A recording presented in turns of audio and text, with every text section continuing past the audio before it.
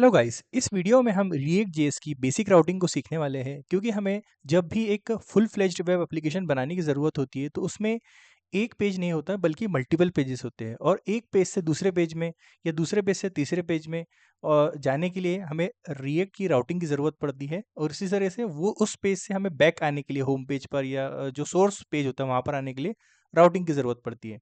सो react के अंदर एक मॉड्यूल है। Actually routing it's not a part of react JS. So react में राउटिंग को इनेबल करने के लिए हमें npm इंस्टॉल रिएक्ट राउटर डोम ये पैकेज की हेल्प लेनी पड़ती है।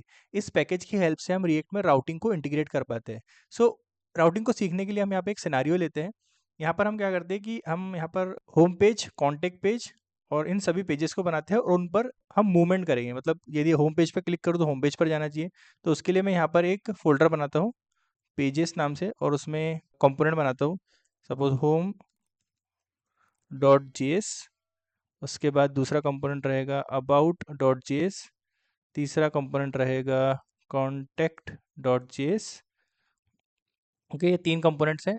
और अब हम क्या करते हैं कि यहाँ पर एक राउटिंग को इंटीग्रेट करते हैं। तो राउटिंग को इंटीग्रेट करने के लिए हमें रिएक्ट राउटर डोम से राउटिंग ब्राउज़र राउटर को इंपोर्ट करना पड़ेगा। तो यहाँ पर हम रिएक्ट राउटर डोम को इंपोर्ट करते हैं, यहाँ से ब्राउज़र राउटर को इंपोर्ट करते हैं और उसको हम एज राउटर भी कह सकते हैं। मतलब इसका हमने एक सिनोनिम बना दिया राउटर। हम इसको यूज़ कर सकते हैं यहाँ पर, फ्रॉम आएगा यहाँ पर, और यहाँ पर हम इसे ऐड कर सकते हैं एज ए कंपोनेंट। देखिए इसके अंदर, और इसके अंदर हमें एक राउट्स लेना पड़ेगा। राउट्स जो कि इसके पेरेंट लेवल राउट को डिफाइन करेगा। इस राउट को हम लिखेंगे इस तरीके से। अब हमें राउट डिफाइन करना है कि जब यदि होम पेज पर कोई आए, देखिए हमने राउट को इंपोर्ट किया, राउट, और इसके अंदर ये 2 पैरामीटर को लेता है, 2 प्रॉप्स पास कर सकते हैं हम इसके अंदर। ये एक सेल्फ क्लोजिंग राउट रहेगा जिसमें हम पाथ दे सकते हैं। यदि मेरा होम पेज रहे तो कौन सा एलिमेंट और कौन सा कंपोनेंट रेंडर होना चाहिए, तो मैं चाहता हूँ कि यहाँ पर होम कंपोनेंट रेंडर हो। तो हमें होम कंपोनेंट के अंदर बेसिक JSX लिखना पड़ेगा। तो यहाँ पर हम RFCE होम को ऐड करते हैं और यहाँ पर H1 टैग दे देते हैं ताकि हमको बड़ा दिख सके।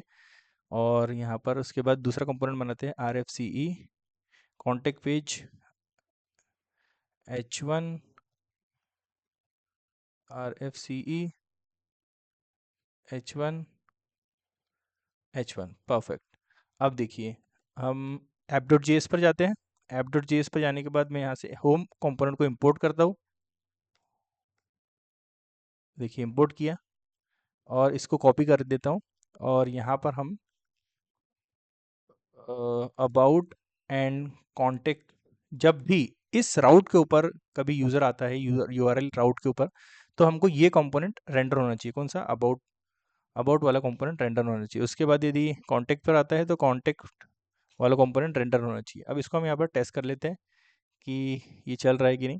सपोज़ देखिए अभी तो ये होम पेज पर है तो इसलिए होम, हमको यहाँ पर होम दिख रहा है। यदि मैं यहाँ पर ऐड करूँ अबाउट, तो यहाँ पर देखिए अबाउट सेक्शन चेंज हो रहा है, अबाउट वाला कंपोनेंट आ रहा है। यहाँ पे अगर मैं कॉन्टेक्ट पर क्लिक करूँ तो कॉन्टेक्ट आ रहा है। अब मैं यहाँ पर एक नेविगेशन बार देना चाहता हूँ ताकि यूज़र उस पर क्लिक करे तो ऑटोमेटिकली वो एक कंपोनेंट से दूसरे कंपोनेंट में शिफ्ट हो जाए। तो उसके लिए हम एक नया को बार बनाते हैं पेज के अंदर ही। यहाँ पर जाएंगे और लिखेंगे neo डॉट जेएस RFCE और यहाँ पर हम एक JSX बनाएंगे neo, और यहाँ पर एक UL लेके उसके अंदर LI एलिमेंट लेंगे और यहाँ पर हम लिंक टैग को ऐड करेंगे। लिंक जो एलिमेंट है रिएक्ट राउटर डोम का उसको ऐड करेंगे, लिंक जिसके अंदर रहता है टू, मतलब हमको इस लिंक से कहाँ पर रिडायरेक्ट करना है। तो यदि यूज़र, ये क्लोजिंग टैग होगा, अगर होम पेज, होम पर क्लिक करे तो वो होम पर रिडायरेक्ट होना चाहिए, मतलब होम पर जाना चाहिए। और इस तरीके से हम दूसरे जो भी कंपोनेंट्स है उनको राउटिंग देना चाहते हैं। सपोज अबाउट, यदि मैं अबाउट पर क्लिक करूँ तो वो अबाउट कंपोनेंट को रेंडर करना चाहिए। इस तरीके से कॉन्टैक्ट पर क्लिक करूँ, ये है यहाँ से कॉन्टैक्ट, तो कॉन्टैक्ट कंपोनेंट पर रेंडर करना चाहिए। तो ये हमारा एक नया कंपोनेंट हो गया। इस नया कंपोनेंट को हम क्या करेंगे कि रिएक्ट राउटर जो है राउटर के अंदर लिखेंगे, राउट्स के ऊपर लिखेंगे। तो यहाँ पर मैंने नेव लिया, देखिए नेव, और इसको इस तरीके से दिख रहा है। इसको थोड़ी सी हम CSS अप्लाई कर देते हैं, डोंट वरी अबाउट इट। यहाँ पर हम लिखेंगे क्लास नेम नेव बार, और मैं app.css के अंदर जाकर यहाँ पर क्लास नेम को ऐड कर सकता हूँ, नेव बार।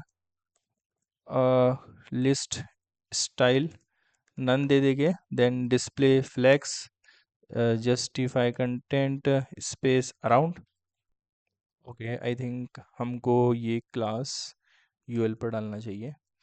ओके परफेक्ट, सो ये वर्क कर रहा है। देखिए जैसे मैं होम पेज पर क्लिक करूँ तो होम, अगर नेविगेशन पे क्लिक करूँ तो होम पेज हमको यहाँ पर दिख रहा है। इस तरीके से अबाउट पर क्लिक करूँ तो अबाउट पेज यहाँ पर दिख रहा है। इस जैसे मैं क्लिक करूँ कॉन्टेक्ट पर तो कॉन्टेक्ट पेज दिख रहा है। इस तरीके से हम डायनामिक राउटिंग को बना सकते हैं। सो ये एक बहुत ही बेसिक राउटिंग स्ट्रक्चर है। इसके अंदर यदि आपको हम एक नेविगेट मेथड का भी यूज़ कर सकते हैं। तो इसके अंदर बहुत सारी मेथड्स होती है जो कि हम जब प्रोजेक्ट बनाते हैं उसमें इंट्रोड्यूस आपको करेंगे, आप देखोगे उसके अंदर। I hope you guys enjoy this video. Please like a video, share this video with your friend, and guys if you did not subscribe the channel, please subscribe the channel as well. इस video में इतना ही, मिलते हैं next video में, तब तक के लिए गुड बाय।